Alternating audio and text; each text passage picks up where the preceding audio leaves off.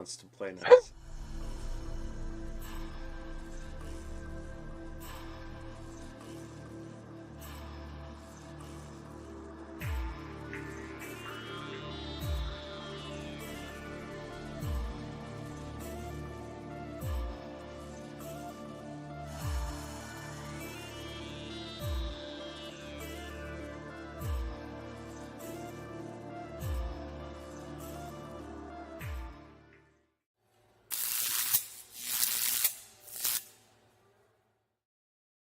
We're here. We made it. Happy Monday. Every time I see the opening, I get so frustrated. But remember that I can't figure out how to turn the Twitch ads off. So I made it a little longer to kind of offset how long people have to watch Taco Bell ads. So I apologize, but we're here. We made it through the opening, and man, I am so excited to see this guy. He's over here on my screen. I assume he's everywhere on yours. Hello, Richard, in the chat. Good to see you. Um, I don't think I can do the type of intro justice that you deserve. So I am just going to let the man of the hour intro himself, ladies and gentlemen. Anthony D. Mays, how are you? Go ahead and introduce yourself. Man, thanks for having me. I appreciate it. It's been a minute, but I'm glad Yeah. to be. Actually, I wanted to be on the Tech Commute podcast for a while now. I didn't even tell you that, but I wanted to be on for a while, and so I'm glad to be able to take the opportunity to spend with you. When I got, I was just like, yes. But anyway, I Yes. am Anthony B. Mays, 23-year software engineer. Spent 8 years at Google. I'm the guy that helps you to succeed in tech and understand what you need to do in order to move wisely and correctly. So yeah, just happy to be here and excited to get into it. That is, man, that is awesome. I have always wanted to have you. So this is like we finally made it, and I'm actually glad that we got to meet last year at Render. You're taller than I thought you were. For sure. Hey, Roxy's down there, and Lawrence is here. Lawrence, I'm always excited to see as well. Great to see him, and great to see everybody else. You can interact with us. Just type into the chat, hello. But yeah, let's get started. You like helping people, and I really like all of the content you put out there as far as like people looking to get into tech or people that are in tech. Yeah, thank you. My new sweater came today. Um, where did that all come from for you? Like, Yeah. why don't we start at the beginning of Anthony's journey a little bit, and then maybe we can kind of even infer as to where the helper mentality came from. Yeah. So, the year was 1987. Now, I love that. he was like, how far we want to go back? For All the me, way. right, all the way back. To make a long story short, my journey in the tech began with a sense of desperation. I was in a Mm, situation I didn't want to be in, and I wanted to find the best, most sustainable path to get out of that situation. And that was growing up in the hood, in foster care. Nothing wrong with my foster family. Had a great experience from that perspective, but there were things surrounding me in the community that weren't helpful, and I wanted to chart a course that would help me to maintain a healthy distance from that, while at the same time being able to come back when I could get into a better place to be able to then serve my community and show them a path forward. So a lot of what informs the service that I do comes from the people who helped me along the way, who didn't have to do what they were doing, but gave of themselves, sacrificed from their career, sacrificed their time, their money, their talent to help me along. And the thing that people don't see about my success is all of the support and the help and the names of people who helped me when I was 11 years old, 15 years old, 18 years old, 21 years old, and were pouring into me from Compton, from my church, from my family, from around the corner. And I try to invoke their names and to think about them when I can, because I want everyone to understand that this isn't an overnight thing. And it doesn't matter where you come from or what you've been through. There are all these little things that help you in the journey, and it pays to remember and recall that. Oh, I love that. Wow. So many little tidbits there that I want to touch on, but I think let's start from something that everybody in tech can kind of relate to is where was that first point for you where when you touched code, you had your kind of hello world moment and it was like, oh yeah, this is it for Anthony D. Mays. This Yeah. is what Okay. I So want to do. I'm glad we're doing this in the office. Let me go get the toy. Right. Oh, I love it. Let's go. We have props. I love We've got this. props. We've got props. So this is the Precomputer 1000. And Oh this man. beauty is the toy that I received. It must have been like 1993 or something like that when I started working on this thing. But it came with an instruction booklet that taught basic programming. And basic, I mean BASIC. It's a language. Oh yeah, yeah. And I was able to use that toy to start, to write my first Hello World, to learn loops and all these other kinds of things. And you've got to understand this is also coming during a time when computers and personal computing is just blowing up on the scene, right? We take all this stuff for granted. We've got computers that fit in the palm of our hands, that fit on our wrist. But at that time, personal computing was still just going mainstream. And not only that, but on TV and in the cartoons, if you wanted to, show that you were about the future, you were going to feature a computer. And so for me, being able to work with that toy helped to introduce me to this world of tech, and more importantly, to a sense of agency that I didn't feel like I had as a foster kid who had been ripped from his family and just put into what seemed like a random situation. So being able to like have something that I controlled, something that I owned, something I could build with was very meaningful to me. So that Precomputer 1000 was just a great and important moment for me. And by the way, shout out to the TI-83. Shout out to the TI. Love the TI-83. Love the TI-89. Yeah, spent a lot of good days programming for the TI-89. Wow. Yeah, that Yeah. was fun. I think everybody remembers those from their high school days. Wow. Well, not Um. everybody, not everybody That's had the true. privilege That's of a true. TI. We used to, I went to a nerdy school, so we would kind of figure out who's who based upon the model of TI that you had. Status. I like that. That's Yeah, funny. exactly. Status Nowadays, symbol. they actually over here at the school my daughters go to, they require them to have them. It's crazy. Yeah, yeah, yeah. Wow. Okay. So that is going way back.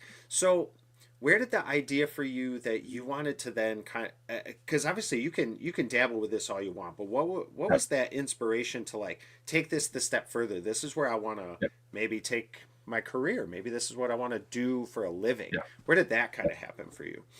Yeah. So, I mean, when you're talking to a kid from the hood about the future, right? You can talk about doing cool things that matter. You can talk about having an impact on the world. You can talk about even bringing change to your community. But when you are poor and from the hood, the one thing you got to know more than anything else is, will this pay? Mm. And fortunately, I had a mentor in high school who was just like, bruh, you don't have to be poor. You do tech, you don't have to be poor no more. And I was like, for real? I'm sold. Just tell me what I got to do. And so, I've been around long enough to see, people talking about, things like doing what you love and enjoying tech and loving problem solving. And I have nothing against that. But if you are in this to get paid, by all means, be my guest. No, I think that that's actually a really great mindset. I think, let's just be honest, it doesn't have to be for the love of the game. Like some people just want to play basketball for the paycheck. So I think it's okay to like do it for what you want it for. Just because Yeah. someone else is doing it for the like, totally great. Totally separate question, by the way, and I see everybody in the chat. Um, do you have a stack of the Compton hats? Is there just a, I picture this a box that you pre-ordered like 100. Yeah. Yeah, yeah. So I've got a stack of used Compton hats that are Okay. just gross that I feel too guilty to throw away. Mm, I've got a stack of hats that I haven't engraved yet because I get all of these custom made every single time okay. I put on the hat. I get it custom made. I've got a daily driver Compton hat, like my daily carry. This is my daily Love carry hat. that. I love that. And then I've got my like, okay, I'm gonna be, recording a YouTube video or going to a conference. So I've got that Compton hat. So yes, I have a ridiculous stack of I've got the hats that I'll probably never wear. No, that's so funny because I was picturing like you open your closet and it's just the rows of hats.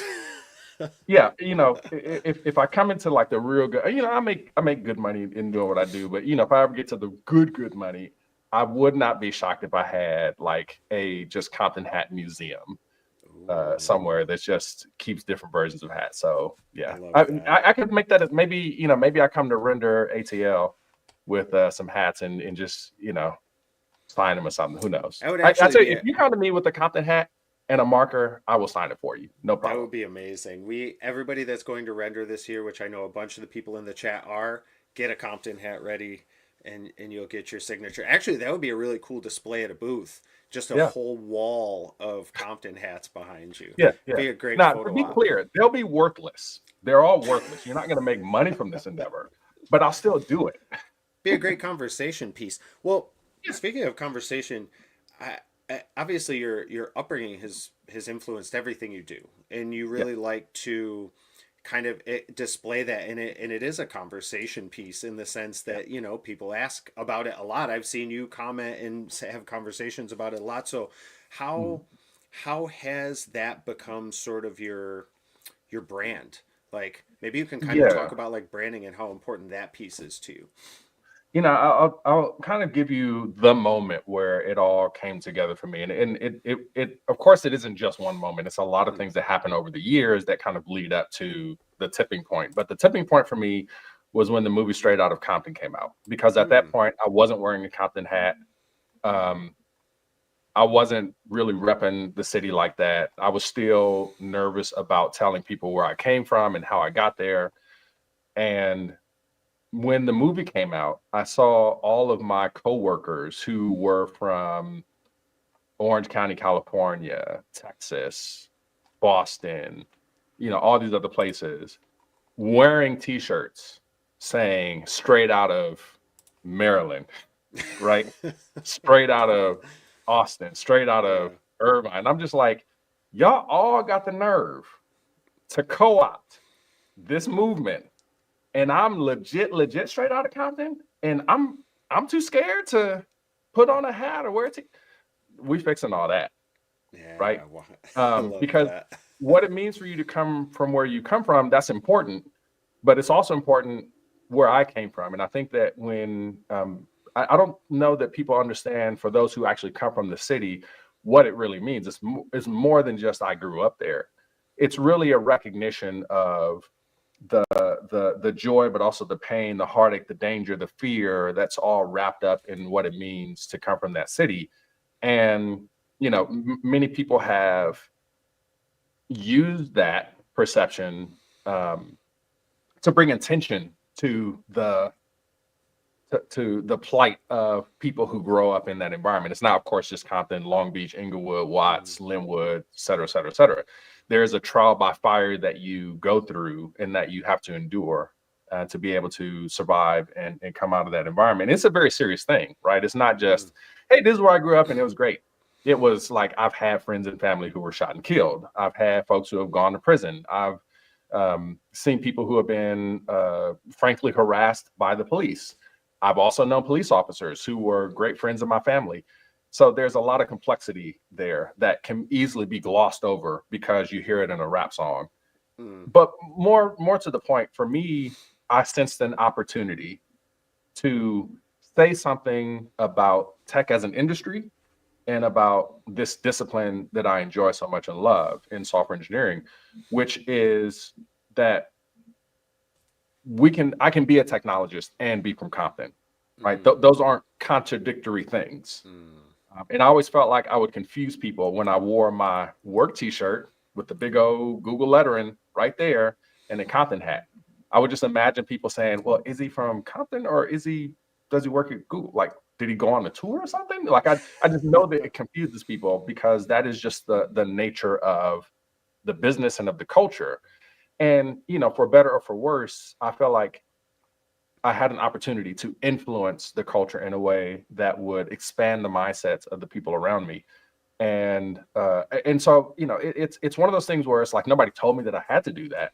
Mm. Well, no, I take it back. I've always had that mandate.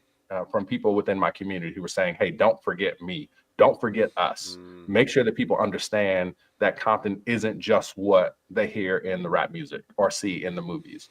And I felt like I went out into the world with the understanding that I needed to promote a better image of my city and of my culture and all those other kinds of things wherever I went. And I've tried to faithfully do that as much as possible. Well, I think that they picked a good person to represent them because you seem to be doing amazing at it, and I love the brand. I mean, I think maybe for better or for worse, it has sort of become part of you, and I like that. I mean, again, you with that hat is like synonymous with the Anthony D Mays brand. I keep saying brand. I won't say brand anymore. No, no, it's brand. I was just saying the other week, like what used to be called just your name, like it used to be making a name for yourself, and then it became reputation, and now just in this generation we prefer the word brand. Who knows what it'll be 10 years Yeah. from now, but that's really all it is, just reputation, and we all are the stewards of that imagery. Yeah. No, and I think that that's a really good way of looking at it. So you kind of you touched on Google, and I guess I want to right before Google, let's maybe jump through a couple of the steps that happen to get there because I think a lot of people see Google as the top. Yeah. So how did you make that journey to Google? Yeah. So first thing, college degree, right? Hmm. Going attending the University of California, Irvine, which is my alma mater. I was, learning computer science and all those fundamentals, the kinds of things that help you to succeed in a place as rigorous as that place is. So started there, met a recruiter on the campus who gave me an application to apply. This is all in the BuzzFeed video that I did for some years, however many years ago. But the when I got that application, I was like, this is nice, and thanks for giving it to me, but you don't want no Negro from Compton working. Like that's a whole movie, right? Like that's the kind of stuff that turns into a Lifetime TV special, uh, a Disney Channel original movie. Like that ain't me. And so I took that and threw it in the trash because I needed to be more realistic in my mind about what my prospects were. So I thought. And I knew that I wanted to work there. Big fan of the products. Big fan of things like Gmail and Drive and all this other stuff. So I really enjoyed the technology and the thinking and the culture as best as I could tell. And I saw that as, if I could get here, it would be the pinnacle of my career. Like it would be very hard to do better than that for multiple reasons. Number one, because that's the way it is for everybody. But second of all, to be able to do that as a Black man from Compton just felt like it would be special and something worth aspiring towards. So worked diligently in industry, tried to just make sure I could take care of my family, pay the bills, all those other kinds of things. And then after some time, like 6 years, they actually reached out to me and was like, hey, we think that there's a place for you here. Would you like to interview? To which I was like, yeah, sure, no problem. I can make time for that. Hung up the phone, ran around my house like crazy because I was just like, oh my gosh, they're calling me. Went in for the interview, bombed it. And I didn't think that my chances were very high. And then to go and actually bomb it, just it left a certain impression on me that failing other job interviews just doesn't. Like it's bad enough to like get a no or to get an auto rejection or to get the chance and not to get the interview. But at the end of the day, you can kind of be like, well, maybe it's them and not me. But when you do that with a company as prestigious and as well known and as respected as that, it hits different. And every time that I go and interview and talk to people, I always feel like whether I'm wearing the hat or not, I'm representing something that's greater than myself, right? Because the conversation, the thinking in my mind is I might be maybe only the third Black person that you've met who's a software engineer at my level. Maybe even in 2025, that might still be the case. Right. And so how am I Yeah. shaping your impression of people who look like me and who come from where I come from? That's a weighted responsibility. And I would like to think that in 2025, that pressure and burden is lessened, but still not quite, at least Yeah. not to me. Yeah. No, that makes sense. Well, what here, I mean, again, I know Lawrence dropped in here that talking about the Google interview would be great, and I do want to get into that. I have so many questions around that whole Let's process, do it. but what were you doing to get on Google's radar? Like, maybe talk about like what you were doing at that time when they reached out, because Yeah. not a lot of people just do that. And Yeah. again, just that little tidbit of information could probably help some people, and then we can kind of build off of that. Yeah. So I have, throughout my whole career, had a healthy distrust of everything and everybody. And so I have tried as best as I can to have as many options on the table as possible and to have as many people know my name as possible, so that if things go south in the current situation that I'm in with the people that I'm talking to right now, I could easily contact 10 other people and have a conversation about what's next. So around this time, you've got to realize that LinkedIn is just becoming a thing, right? Like I was there when LinkedIn was born. And so people weren't, I think everyone at the time was used to like putting your resume in with Monster or with other companies and just, trying to see what you can get. But this LinkedIn thing was different. And it allowed me to not just represent myself professionally, but then also incorporate other aspects of my life that were important. And so, long story short, I put everything up there, not just the stuff that goes on my resume, but likes, interests, clubs, groups, people I want to follow, all of that stuff, patent numbers for stuff that I'd worked on. And I think that being public served me well. Being out there and being open and participating in community, which, we didn't even talk about this before, but the work that you're doing, Jason, and that Taylor's doing at Torque, and like, I'm all for it, right? Because Appreciate that. I feel like being in community has been the reason why I was able to get that connection to Google, and it was important then. It's even more important now. Oh man, I will double down on that one. That's a hill I die on. Is everything you just said, like putting the stuff out there to set yourself up later, like setting all those foundations now so you can get on the radars. Well, Yeah. talk about. Oh, go ahead. Go ahead. Sorry, one more thing I'll say. Like, I don't want people to hear what I just said and think that this was a tools issue. Because the investment that I made in community and brand happened well before LinkedIn was a thing.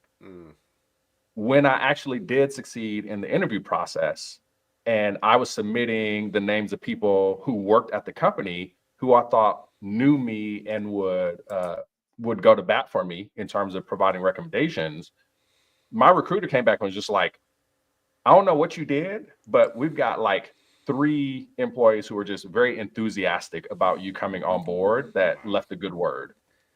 Right. And that was from connections I'd made and fostered well before the platform existed. So, there's so much. We tend to think that like clicking the buttons on the platform is what constitutes, facilitating your brand and networking. And yeah, the buttons help, but that's not the foundation. How you treat people now has real ramifications in the future, because as you all know, tech is big, but it ain't that big. Yeah, no, that's true. Would you say that, like, pretty confidently that nowadays more people are getting roles from who they know? Oh yeah, 100%, 100%. And that is, I think that's the thing. Like, so many people are facing frustration in this industry because they're doing things the same way that it's always been done, not realizing that the whole game has changed, right? Like, people just, I tell my boot camp students, like, people don't want to hire you, but I think that's also generally true of everybody. I was looking at the random recruiter on Twitter, and he was talking about the fact that like companies are just slow to hire right now. There's been a bunch of layoffs. Money is still somewhat tight. All the investment is going into AI and those other like bleeding edge technologies. Mhm. So you can't just go through the front door expecting people to open up. It's just not that kind of environment. What you've got to do is talk to people and convince them person to person that you've got value to bring and to add. And I have no shame in like guilting people into this too, right? Like, come on, haven't I shown you I've taken time out of my busy schedule to show you that I can do what needs to be done. You see the investment of time, quality, talent, all of that stuff. Don't you want to help a brother out? Pretty please. You know what I mean? Just lay it on thick. Yeah, Um, I totally agree. Go ahead. yeah, no. I mean, it's just all I'm saying is like if you get me into a room with somebody, it's a whole different conversation, Hmm. right? Than what's just on my resume or on my LinkedIn profile, hitting your inbox is a bunch of text. Yeah, and I think that that's something that people still struggle with. So how do you, and again, I do want to here, we'll get to the networking stuff and expanding Yeah, on that and working yeah, it into how you get a job, but talk us through the failed Google interview attempt. Like, what yeah, were some of the steps that were there, and then maybe talk about how that sort of made you look at the whole process that you were doing in yourself. Like, that had to have been tough, especially when yeah, you're kind of carrying a lot of weight as being the figurehead of this community, and yeah, just just how failure sucks in general. Like, how did you work yeah, through all that? yeah. So the short answer is I Googled it, right? Because I didn't have a brother, sister, cousin, uncle, brother, friend that knew anything at all Hmm. about how to interview at a company like that or work at a company like that. And so, starting with no knowledge whatsoever, other than this really long, intimidating email that the recruiter gave me. Right. That's all I had to work off of is just Hmm. that email. I'm just like, it can't be this. Right. Like, yes, this list is atrocious, but we're in America, bro. I'm a black man, bro, from the hood. Like, there's got to be like an extra an extra check, a secret handshake, something like that I got to know. And so I was trying to figure out like how to really decode this, right? Because Yeah, yeah. again, that healthy distrust, that acknowledgement of what in my community we commonly call the black tax. Got to work twice as hard for the same recognition as someone else might receive who's not black, right? Mm. Um, I'm always really close, Anthony. You're really close. You're almost there. Everybody else is getting, the recognition and promotions and this and that and the other. Okay. And this could be other things. Could be age and youth, or there's a whole lot of factors here. And Hmm. you can't prove anything. I can't get into anybody's head or heart and figure out what their attitude is towards me, right? I Hmm. can just look at evidence. So I just figured, let me do double the effort. Like, let me not just know this part, but also let me go get the secret. So I started going down this rabbit hole of brain teasers, and which I think up to that point, still brain teasers figured uh, in some part of Hmm. the interview process at the time. And so I go in expecting that I'm going to get a brain teaser, and I have the conversation with the interviewer. Not a single brain teaser at all. Mm. Perfectly reasonable first, second year CS kinds of questions about stuff that I had not nearly spent enough time reviewing. And so when I failed the process, because I actually got two opportunities, I had a phone screen that they gave me another phone screen just to make sure. I already knew that I'd spent my time and attention in the wrong place. Wasn't that I wasn't working hard, wasn't that I wasn't smart. It's just that my preparation was lacking. I didn't really understand what the process was all about. And as a result of that, process, I actually became a better engineer. Mm. Okay. So yeah, it sucked to lose, and it sucked to feel like I had let down myself, my community, all black people everywhere. But at the same time, I had learned, at least by then, that failure is only failure if you refuse to learn from it and act. Ooh. And Okay. I took the opportunity than to say, well, what does this teach me? What does this experience teach me? Well, it teaches me the importance of talking to people to really get a good understanding. It teaches me the importance of simulating as much as possible what the real conditions are going to be and practicing in those conditions. Because, a lot of people aren't, it's not that they don't get the job because they're not smart. It's because their practice and preparation is completely different from what they expect is going to actually happen on the call. And so, I learned from that. But then also just like, okay, how do I go from I don't know to solution? Like, have I ever thought about that? Is there a process? Is there a way that I can maybe guarantee that I'm going to have the best chance of solving a problem? And that's when I started to formulate my own problem solving strategy. And more importantly, you got to realize I'm a father, I'm a husband, I'm a full-time employee, I'm a full-time member at my church, or a full-time Christian, I should say. So I've got a lot of things I've got to do. How do I make the most efficient use of my time? I don't want to spend 8 hours working a job and then have to spend 5 hours after that studying algorithms, data structures, and things for an interview that I might not succeed in. So in my view, I'm like, well, let me take what I learned in this situation and start applying it to the work that I'm doing every day. Let's just see what happens.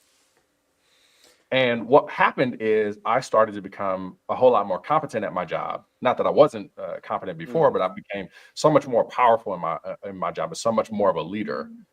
And someone who could really contribute in ways that other people couldn't, because I was applying these techniques that I learned in school and that I had been challenged in the interview process with, and was just actually making that part of my day to day. And I found it to be very rich and rewarding as a result. So I was always grateful, even for coming out of the failure. I was grateful for the experience and for the process because I feel like I learned something. And I think being able to go into an interview with that mindset of like, hey, here's an opportunity for me to learn something I didn't know before and then take away something from that means I never lose. Even if I don't get the job, it's fine. Like I'm going to learn something new that I can apply to make myself better. Oh, yeah. That just makes total sense. I mean, a lot of people would pivot that as and take that negative slope. But I think if you kind of adjust your mindset a little bit, like no matter what happens, no matter what the outcome is, there's wins or there's some feedback that I can take and implement. Right. Yeah, no, good point. What would you suggest? Because you mentioned that you were preparing, but you weren't preparing for the right interview, essentially. So how do people go about preparing for the right interview? How do we know what to look at and make Yeah. sure that we're ensuring that we're as successful as we can possibly be? Yeah. So first thing first is know your audience. You're going to write an essay, write an article, give a speech, perform some kind of art. You got to know your audience. And that is like the first step to communicating successfully in any context. And when you're in an interview, you're trying to communicate that you're the best person for the job. You can't communicate that you're the best person for the job if you don't know the job, right? And if you don't know the people that you're going to be talking to. So for me, it always starts with that. And so I wanted to understand, like, what is the culture of the company? And I would do that for other companies too. Like there's what the recruiter would say, or there's what's on the job description, but then I'm also going to reading the latest news about the company.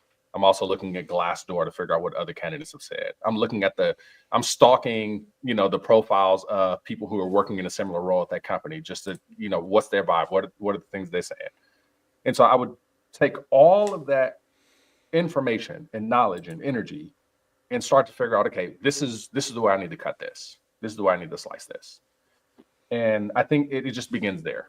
When you think about what Google does specifically, there's this idea of working at scale, being innovative, being weird and quirky, but at the same time being smart, right? And then there's, okay, well, what are we choosing to do the assessment? First, second year algorithms and data structures. Okay, cool. So being able to use those tools for a problem that I don't know and haven't seen before, right? Because they're not going to tell me what problem I'm going to solve. We're just going to work it out in 45 minutes. So understanding those things, then in my mind, it's, okay, well, how do I use those tools in the right way, right? Because there's using tools, and then there's the problem solving process. And I've seen people who know tools but don't have good problem solving. I know people who have great problem solving, but they don't know their tools. Those don't work. You got to be able to marry both together. And so, as I'm going through the process of, doing the classic leak code grind that a lot of people do, I really slowed down and was like, okay, how do I get the most value out of this process? How do I prevent myself from going in here, like not knowing what I'm going to do to, okay, I know step one, I'm going to do this, step two, I'm going to do this, step three, I'm going to do this, step four, step five, whatever. And I started to figure out like there were things that I would do consistently when I did a problem well that I didn't do when I struggled. And that became what I formulated as the 6 steps. So there's an article that I wrote. You can find it on anthonydmays.com/blog around interviewing at Google. Here's 6 things that you can do. I call it the 6 steps. I talk about it all the time, but that became like the thing. And what are the six things? Repeating the question and make sure that you have a clear understanding of the problem, making sure that you ask follow-up questions and that you clarify details because nobody's just going to give it all to you. Working through examples and thinking through, okay, suppose we do this. Is that kind of what you're looking for? 4, brainstorming. So don't just come up with idea, come up with 3 or 4 if you can, right? And make sure you're talking with the interview. 5, pick one and implement it. And then step 6, make sure that you check your work and be sure that you did what you're supposed to do. You do those 6 things, you're winning every single time. Right. And the game isn't getting better at algorithms and data structures. The game is being a better problem solver. Oh, okay. Because the tools really aren't that hard. They really aren't. It's just that we spend so much time trying to solve a problem we don't understand. And then we cycle and then that impacts our confidence. And then we take a nosedive. Right. Yeah. How do you suggest people maybe approach like the confidence in an interview? Because I think going into it, nerves are already there, especially in the job climate or the, where we are right now with that. A lot rides on that. So how do we kind of bulletproof the confidence so that that's not a factor? The same way an athlete does. That's it. It's the same way an athlete does, right? When an athlete gets out on the field or on the court, or on the pitch, you are, there's nerves. Mm-hmm. You are fighting your own mind before you fight anybody else on the field. And what gives you solace and confidence is I've taken this basketball shot 10,000s of times. I have seen the defense set up hundreds of times in this configuration. I've practiced this play 1,000,000 times, right? I don't need to think about it. It's just muscle memory, right? And when we talk about mastering something, which is, I'm a big fan of mastery, right? I don't just want to know something. I want to master it to the point where I can just do it without even having to think about it. I'm a musician, so I've got a keyboard in the office that, one day I'll play it live on the stream for y'all. I don't feel like I know a song well until I can literally close my eyes and play it blindfolded, slow and fast, in multiple keys, right? Like if I can do that, then I know the song. And I keep practicing until I do that, so that when I get into the situation where I got to perform it live, I'm confident because it's just another day for me, right? And I think a lot of what folks struggle with in the interview process is that it feels like a new thing. It feels like uncharted territory. And I would submit to you that if you feel that way, it's because you haven't prepared well enough, right? And again, it's not just what you know, it's also how you are conditioning your mind and body, right? So, for instance, if you know that you're going to be interviewing with a human being, why are you spending all of your time practicing by yourself? Right? Wow. If you know that you're doing a computerized assessment, why are you spending all your time with other human beings? Right? So it's that if you know that you're doing a behavioral interview, why are you spending all your time on leak code? There has to be like a For me, I'm not one of those kinds of people who like, thinks it into existence, or, I don't want to, I don't like ascribe to magic. But I do believe that when you can get yourself in a simulated environment, right, that is going to mimic what you're going to have for the real thing, it just helps to condition not just your mind, but also your body and all the other kinds of things that are involved in the process so that you can do well. And that's part of the reason why I became an interview coach, because I wanted to give people a realistic experience of what they could expect in the interview process as someone who's been on both sides of the table.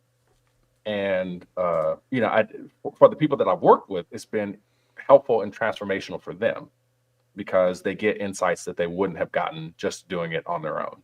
Yeah. Wow. That interview coach services, everybody, again, Anthony's website. You can reach out to him for that. But what's one of the biggest things you see as a coach? Like one of the biggest mistakes that people are making just right out of the gate. I'm sure you have like 50% of people do this, 20, you know what I mean? So like what is the biggest one that you're seeing? Honestly, nowadays, just a lack of reading comprehension is the first thing. you know, Well, it's amazing. Like I would just sit with people and read the job description, right? Just real slow, talk through every single word. And I'd be like, did you not see that before? Well, yeah, I read it.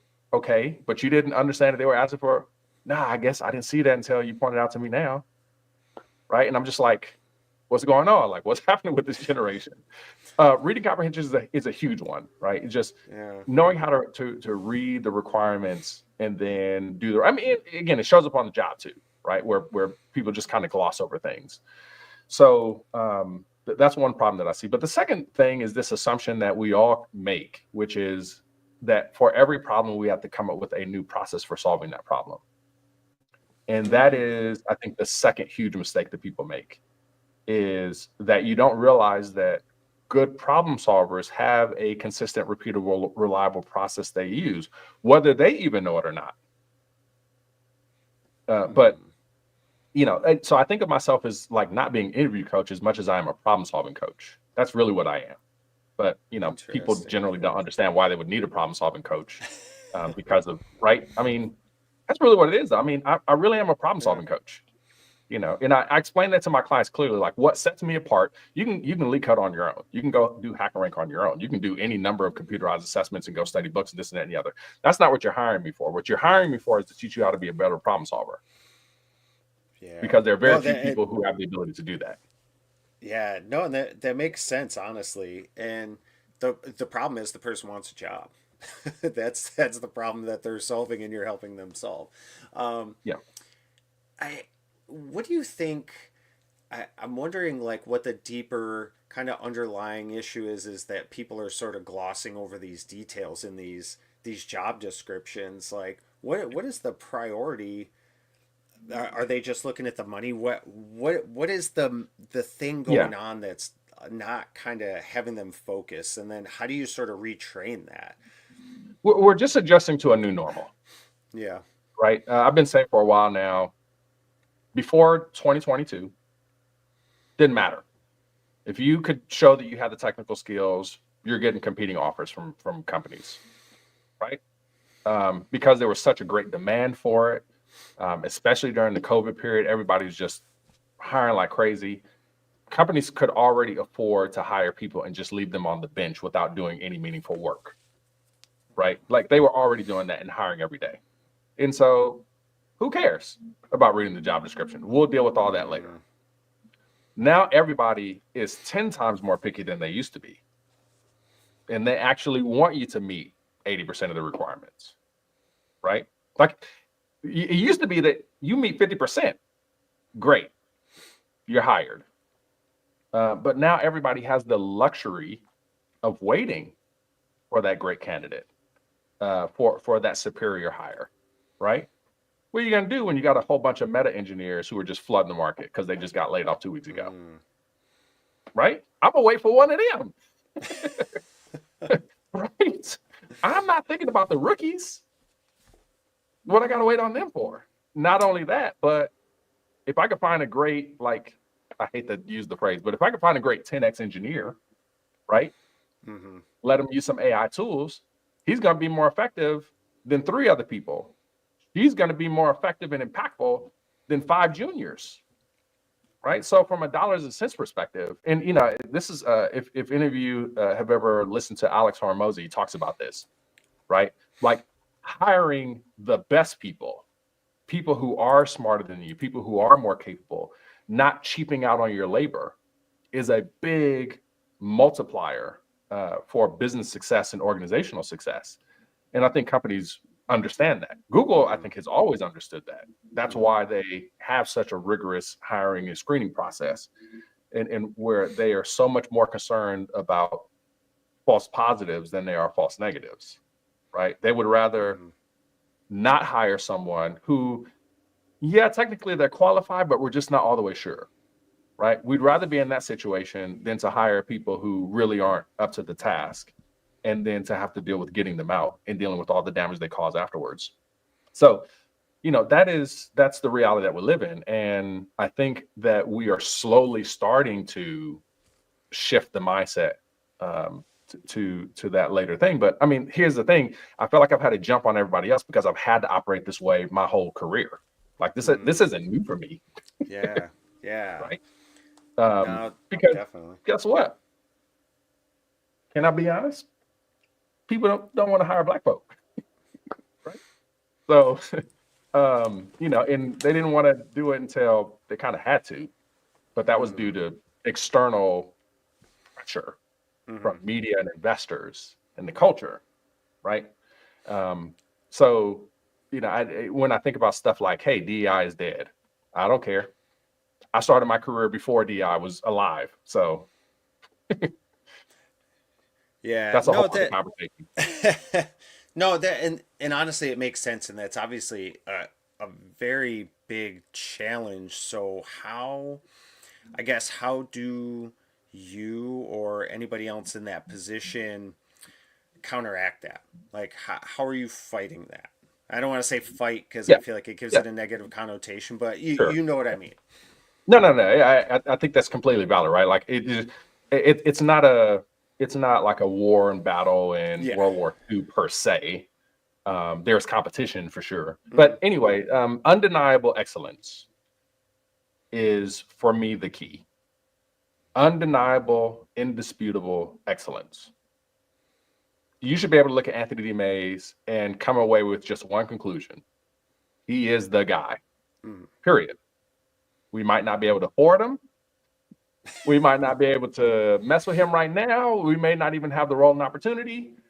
But when it comes, he's the guy, right? That's what I endeavor to do. And, whether I'm successful or not, I think working hard and trying for that, for me, is what allows me to lay my head down on my pillow at the end of the day, satisfied. So, it's not anything new, right? So here's my mug for Morgan Latimer Consulting, the name that my company, I work for myself as an entrepreneur. I named my firm Morgan Latimer Consulting after 2 of my favorite inventors, Garrett A. Morgan and Louis H. Latimer. And these were folks who, during a time of rampant discrimination, lynchings, injustice, brutality, it was illegal for them to go to certain schools and colleges. They decided, I am going to be undeniably excellent. And I'm going to leave my thumbprint on this world, whether it likes it or not. And as a result, they were able to innovate well before DEI, or before we don't see color and color blindness, or before King himself, right? So when I see the pattern of excellence that has preceded me, I see no choice but to follow in that legacy.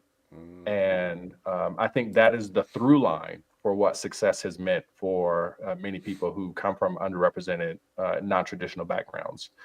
So that's it, right? Is it fair? No. Like, let's be clear, right? It's not fair that I've got to invest that kind of effort and have that kind of drive and determination when there are other people who maybe don't work as hard and are more successful. But it's the game. I can cry about it, or I can shut up and play. Mm, man, what what do you I guess what do you say is the driving factor for you to continue to do that? Because I mean, we could look at a large percentage of people that probably wouldn't. So, what's your motivation to keep getting up and doing this every day? Jesus Christ. I'm a Christian. My hero is someone who died on a cross for people who hated him, right? As he is dying and breathing his last breath, says, "Forgive them, for they know not what they do." When you got a hero like that, it's not hard to, I think, follow that example, um, by his empowerment and grace. So for me, it just comes down to that, right? Is I've decided to live my life through a biblical lens. And as a result of that, that's all the motivation I need. And I feel that that for me has eternal consequences, as I would claim it does for everybody. Not everybody can have that motivation in the morning, but I'm very fortunate that I do. And I'm grateful that at the end of the day, I can find meaning and fulfillment in life and being able to follow the pattern of my Savior, not just in the career work that I do, but also in my family life and church life and all other kinds of things. So it's just a really nice way to be able to just kind of do the right thing in any situation by just following, for me, the biblical pattern and having a hero such as Christ to that I can model myself after, in likewise fashion. I want to be the kind of person that other people can model themselves, or that other people can model themselves after, right? Like I don't I wanted to be said that, like, yes, Anthony lived the kind of life that I want to be able to live, had the kind of impact that I want to be able to have. How do I like duplicate that? Because that's exemplary living. Like, I want to be able to do that because I feel like, more importantly, that just validates the premise, which is that Jesus is somebody worth following. I follow him, you follow me, great, cool.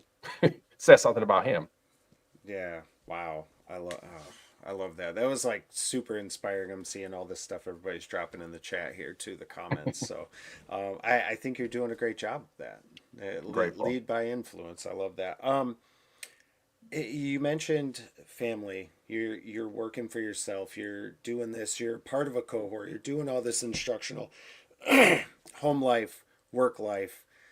How are you balancing all that? You even talked about it earlier to as far as like 8 hours a day working and then 5 hours a day trying to learn. Like, Yeah. where's that balance for you, and how do you balance it? Balance has always been one of those things that I think is a misnomer for what it is that we actually need to do. And here's why. It's because it assumes that there is this dividing line between two things that have very little relation to each other. Mm, And I think that's the wrong way to think about it. It's not that there's a scale and on one side is work life and then on the other is, personal life, and they're competing against one another and all those other kinds of things. I think what actually it is, it's all labor. It's all work. yeah. The kind of skills that I use to be successful in the workplace are the same kinds of skills that I need to be effective in my family, and vice versa. For example, there are times when I need to get in the backyard, cut the grass, and dig a hole, right? Like, just straight up labor. There are other times where I need to pay bills and worry about financial management, or we've got a large term project and need to handle that. But there's also times where at work, I need to shepherd other people like I do my own kids. I need to be serving and deferential as I am to my wife.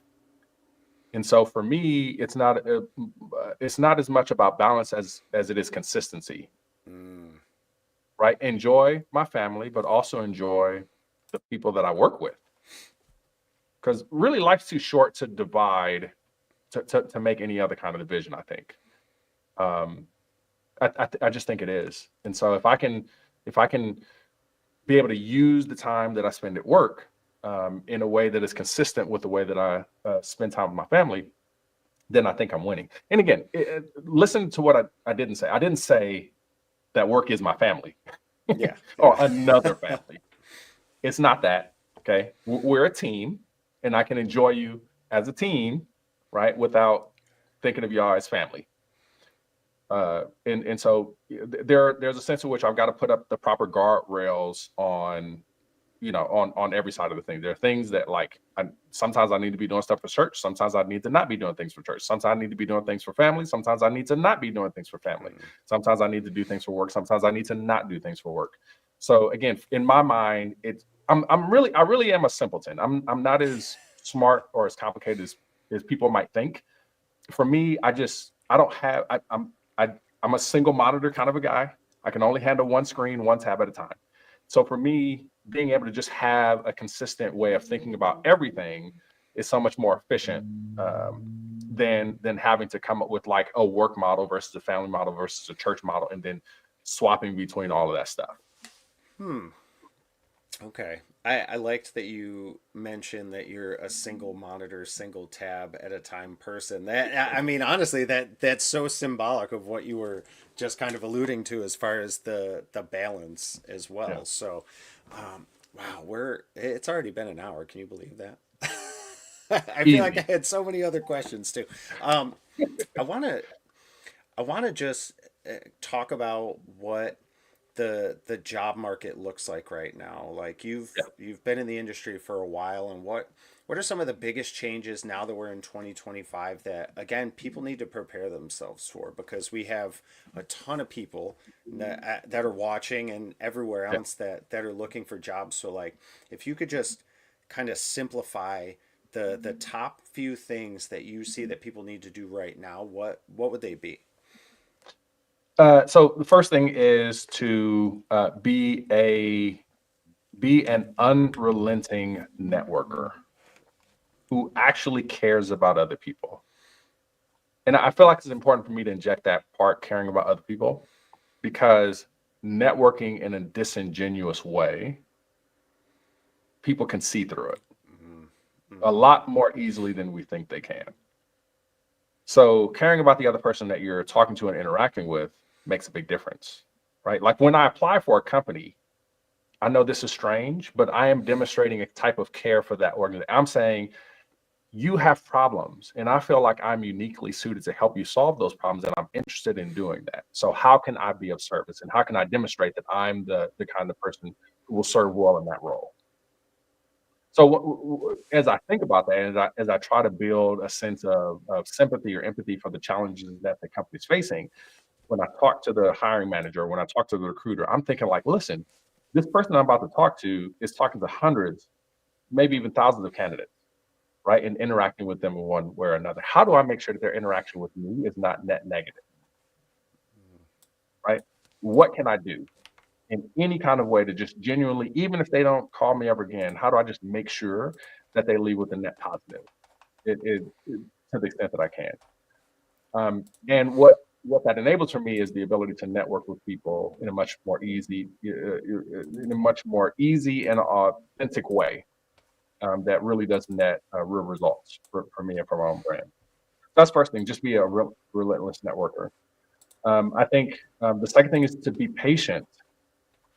Be patient. Like this is it. I've been waiting for signals and signs that things are going to pick up, and it's still rough out there. And so we all need to be willing to hang on in there for a little bit more. For those of us who have jobs, we should be saving a lot of money and making sure that we can endure a 6 month search if we had to. For those of us who have jobs, we should be polishing up our resume, making sure that everything is good there. Um, uh, we should also be, um, you know, making sure that we're facilitating our connections with people before we need to use them, Mm. right? All of that stuff matters and is essential. And I think that, in addition to networking, you just want to be well prepared to wait this thing out for a while if you have to. If you have to. I love the point you were making about like being authentic. Man, Yeah. people can see through that. Disingenuousness, is that a word? Lack of Yeah, authenticity we're making is it a so word right here. obvious. Lack of authenticity is so obvious now, and it stinks because you feel for the people because they're still trying to get somewhere. They're just doing it wrong, and it Yep. yeah, there's such a testament to doing it the right way, and I love that. And Yep. from you, I've always seen that. Not that I was quite. Oh, there's a little fly. You're such an inspiration and role model for all of us. I have Great. one last question. Again, thank you so much to Anthony for being here. Thanks to the chat. You guys can check out all of his content here at anthonymays.com. What does success look like to you, Anthony? I think, in short, success for me means leaving an enduring legacy. Whether my name is attached to that or not, I wanted to be said that there was at least one person who represented, I think, the ideals of what it means to be successful in this industry while at the same time keeping it 100, right? So I feel like for me, that's the thing, right? Like ultimately, I want everything that I do to point to Christ, right? Ultimately, that's just an easy way for me to simplify it. And so I want, on my tombstone, I would love he represented Christ well. That would be success. And I think the success that I experienced in my career or with my family are going to be indicative of that larger thing. But being able to be remembered for something that was a net positive. I subscribe in things like leaving things better than what I found it. And so to the extent that I can, I want to be able to use the resources and means and talents and tools at my disposal to ensure that the environment around me is better than what I left it. If I can do those things, I'll be fine. I love that. All right, last question. Do you want to play us out? Don't want to play us out. What I got to do for that? You got that keyboard right behind you. Oh, it's not even hooked up, man. It's gonna take me another 2 hours to get that all set. But yeah, Right. hey, if Next y'all follow time. me on Twitter and LinkedIn and all that stuff, you'll know when I go live and decide to play the keys. There you go, right down there. Check out all the links to all Anthony's socials, all his content. He's got some really great YouTube content as well, which I did post somewhere. There's your most recent drop. Anthony, this has been a pleasure. Please hang out backstage for a second so I can say goodbye. Everybody else, we will see you tomorrow. We have our Vercel community stream with Cap and Pauline and Amy from Vercel community team to come and hang out with us. But other than that, let's all remember it's nice to be important, but it's more important to be nice. Have a great rest of your day, everybody.